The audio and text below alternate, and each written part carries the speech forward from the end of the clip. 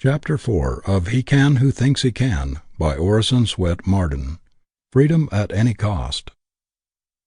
Were you to decide to risk your reputation, your material welfare, your whole future, upon some great physical or mental contest which you could extend over a considerable period of time, you would begin long beforehand to train or discipline yourself for the decisive conflict. You would not, if possible to avoid doing so, go into it handicapped. Every person who is ambitious to make his life count, to do what is worthwhile, is entering upon just such a contest.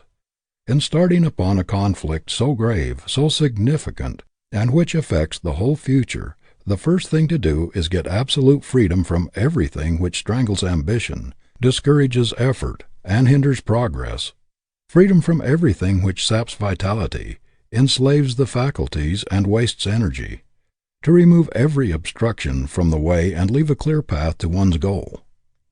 No matter how ambitious a runner may be to win, if he does not train off his surplus fat, if he is hampered with extra clothing, or runs with feet cramped and sore, his race is lost. The trouble with most of us is that while ambitious to succeed, we do not put ourselves in a condition to win. We do not cut the cords which bind us, or try to get rid of the entanglements and obstructions that hinder us. We trust too much to luck. To eliminate everything that can possibly retard us, to get into as harmonious an environment as possible, is the first preparation for a successful career. There are tens of thousands of people who have ability and inclination to rise out of mediocrity, and to do something worthwhile in the world, but who never do so because they cannot break the chains that bind their movements. Most of us are so bound in some part of our nature that we cannot get free, cannot gain the liberty to do the larger thing possible to us. We go through life doing the smaller, the meaner, when the larger, the grander would be possible could we get rid of the things that handicap us. Every normal man has a reserve power within him, a mighty coil of force and purpose, which would enable him to make his life strong and complete, were he free to express the largest and the best things in him, were he not fettered by some bond, physical or moral. You can tie a strong horse with a very small cord, and he cannot show his greatest speed or strength till he is free. On every hand we see people with splendid ability tied down by some apparently insignificant thing which handicaps all their movements. They cannot go ahead until they are free. A giant would be a weakling if he were confined to so small a space that he did not have room to exert himself with freedom. The majority of people live in a cramped and uncongenial environment, in an atmosphere which dampens enthusiasm, discourages ambition and effort, scatters energy and wastes time. They have not the courage or stamina to cut the shackles that bind them, to throw away all crutches and props, and to rely on themselves to get into an environment where they can do what they desire. Their ambition finally dies through discouragement and inaction. I recall the case of a youth with artistic talent who let precious years go by, drifting by accident from one vocation to another, without encouraging this God-given ability or making any great effort to get rid of the little things which stood in the way of a great career, although he was always haunted by a longing for it. He was conscientious in his everyday work, but his heart was never in it. His artistic nature yearned for expression, to get away from the work against which every faculty protested, and to go abroad and study. But he was poor, and although his work was drudgery, and his whole soul loathed it, he was afraid of the hardships and the obstacles he would have to encounter if he answered the call that ran in his blood. He kept resolving to break away and to follow the promptings of his ambition, but he also kept waiting and waiting for a more favorable opportunity, until, after a number of years, he found other things crowding into his life. His longing for art became fainter and fainter. The call was less and less imperative. Now he rarely speaks of his early aspirations, for his ambition is practically dead. Those who know him feel that something grand and sacred has gone out of him, and that, although he has been industrious and honest, he has never expressed the real meaning in his life, the highest thing in him. I know a woman who in her youth and early womanhood had marked musical ability, a voice rich, powerful, sympathetic. She had also a beautiful face and a magnetic personality. Nature had been very generous to her, and she longed to express her remarkable powers, but she was in a most discouraging environment. Her family did not understand or sympathize with her ambition, and she finally became accustomed to her shackles and, like a prisoner, ceased to struggle for freedom. A songstress of international fame who heard her voice said that she had it in her to make one of the world's greatest singers. But she yielded to the wishes of her parents and the fascinations of society until the ambition gradually died out of her life. She says that the dying of this great passion was indescribably painful. She settled down to the duties of a wife, but has never been really happy, and has always carried in her face an absent, faraway look of disappointment. Her unused talent was a great loss to the world, and a loss indescribable to herself. She drags out a dissatisfied existence, always regretting the past, and vainly wishing that instead of letting her ambition die, she had struggled to realize it. Timidity also hinders freedom. Thousands of able young men and women in this country are ambitious to make the most of themselves, but are completely fettered or held back by an abnormal timidity, a lack of self-faith. They feel great unused powers within, struggling for expression, but dread that they may fail. The fear of being thought forward or egotistical seals their lips, palsies their hands, and drives their ambition back upon itself to die of inaction. They do not dare to give up a certainty for an uncertainty. They are afraid to push ahead. They wait and wait, hoping that some mysterious power may liberate them and give them confidence and hope. Many people are imprisoned by ignorance. They never reach the freedom which education gives. Their mental powers are never unlocked. They have not the grit to struggle for emancipation, the stamina to make up for the lack of early training. They think they are too old to begin. The price of freedom seems too high to pay at their time of life, and so they plod upon a low plane when they could have gained the heights where superiority dwells. Others are so bound by the fetters of prejudice and superstition that their lives are narrow and mean. These are the most hopeless of all. They are so blinded that they do not even know they are not free, but they think other people are in prison.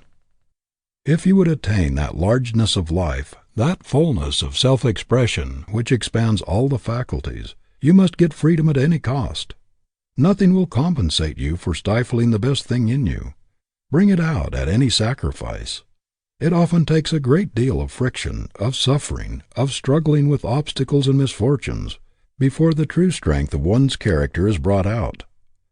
The diamond could never reveal its depths of brilliancy and beauty but for the friction of the stone which grinds its facets, polishes it, and lets in the light which discloses its hidden wealth. This is the price of its liberation from darkness.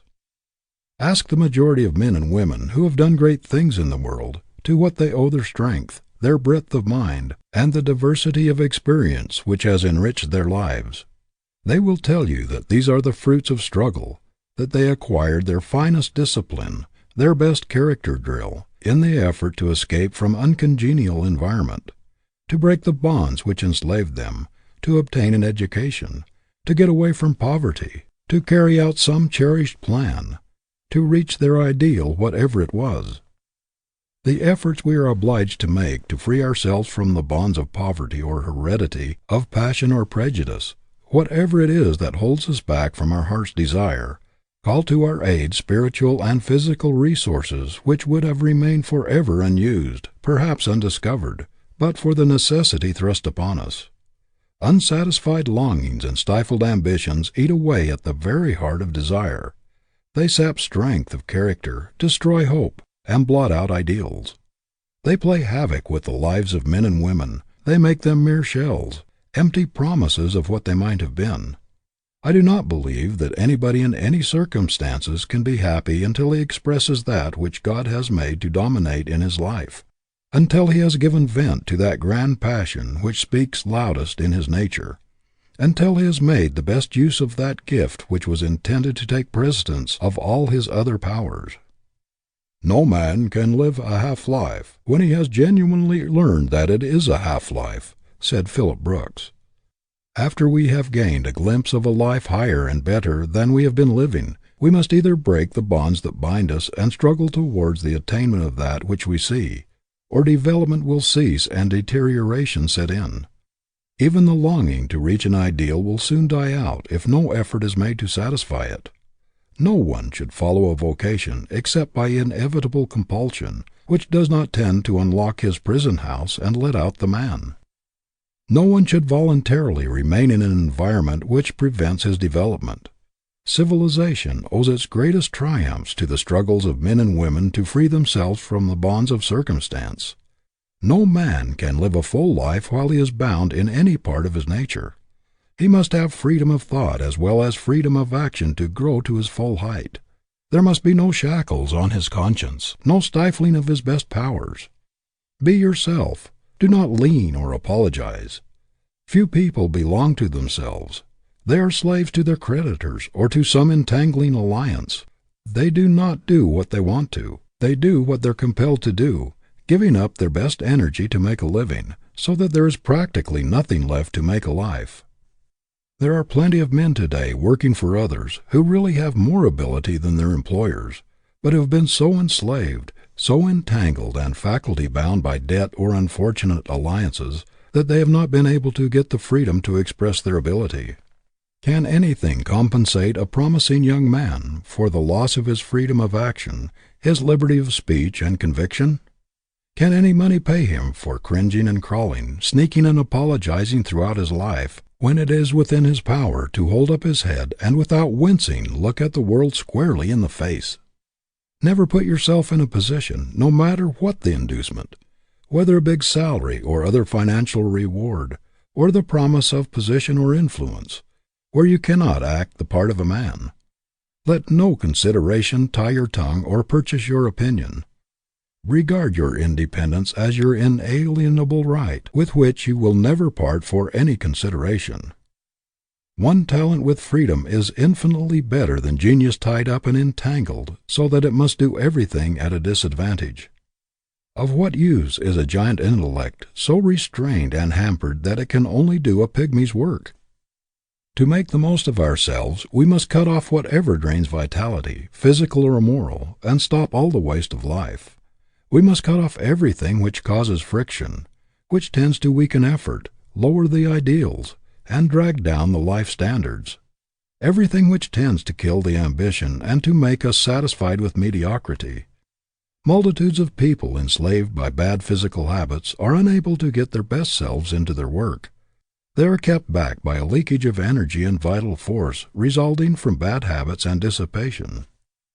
Some are hindered by peculiarities of disposition, by stubbornness, slovenliness, meanness, revengefulness, jealousy, or envy. These are all handicaps. Others go through life galled by their chains, but without making any serious, continuous effort to emancipate themselves.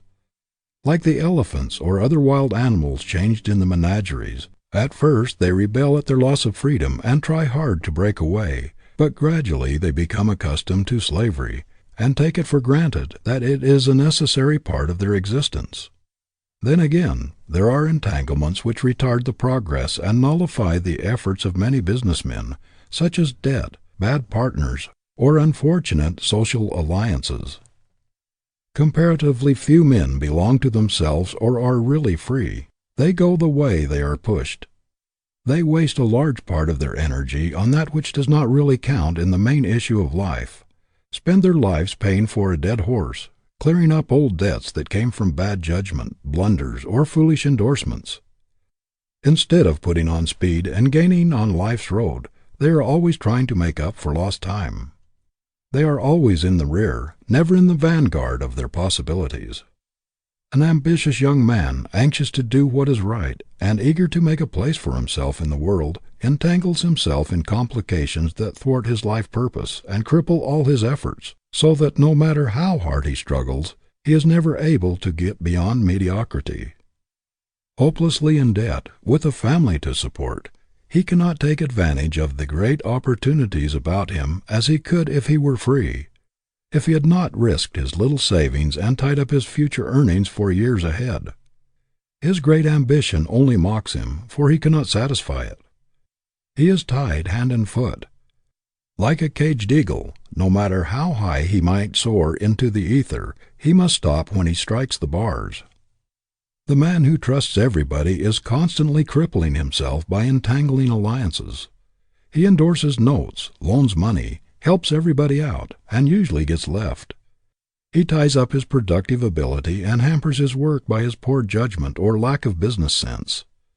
A most estimable man of my acquaintance was ruined financially by endorsements and loans which would have been foolish even for a boy of 15. For many years it took every dollar he could spare from the absolute necessities of his family to pay these obligations. Our judgment was intended to preside over our mental faculties and to help us discriminate between the wise and the foolish. That man wins who keeps a level head and uses sound judgment in every transaction. Whatever you do, do not get involved. Make it a life rule to keep yourself clean and clear, with everything safeguarded. Before you go into anything of importance, think it through to the end. Make reasonably sure that you know where you are coming out. Do not risk a competence, or your home and your little savings in the hope of getting something for nothing. Do not be carried away by the reports of those who in some venture have made a great deal on a little money. Where one makes, 100 lose. There is no greater delusion in the world than thinking that by putting out a little flyer here and there, you can make a few hundreds or a few thousands. If you cannot make money in the vocation which you have chosen for your life work, and in which you have become expert, if you cannot get rich in the business whose every detail you understand, how can you expect that somebody else will take your money and give you a tremendous return for it, when it will not get your personal supervision? I know a lawyer in New York, now a millionaire, who had worked most of his way through college, and came to the metropolis an utter stranger, taking a little desk room in a broker's office near Wall Street, who at the outset made a cast-iron rule he would always keep himself free from debt and entangling alliances. By this inflexible rule, it is true, he often lost opportunities which would have brought him excellent returns, but he has never tied himself up in any transaction. The result is that he has not worried himself to death, but he has reserved his strength. Nearly every enterprise he has gone into has been very successful, because he has not touched anything unless he could see through to the end and knew how he would come out, even taking into consideration possible shrinkage, accident, and loss. In this way, although he has never made any very brilliant strides or lucky hits, he has not gone up by leaps and bounds, he has never had to undo what he has done, and has always kept in a secure position. He has gained the confidence not only of men in his profession, but also of capitalists and men of wealth, who have entrusted large sums to him because he has always kept his head level, and himself free from entanglements. People know that their business and their capital will be safe in his hands. Through steady growth and persistent pushing of practical certainties, he has not only become a millionaire, but a broad, progressive, comprehensive man of affairs. Develop your judgment early and exercise your caution until it becomes reliable. Your judgment is your best friend. Your common sense is your great life partner, given you for guidance and to protect your interests. Depend upon these three great friends, sound judgment, caution, and common sense, and you will not be flung about at the mercy of adverse winds.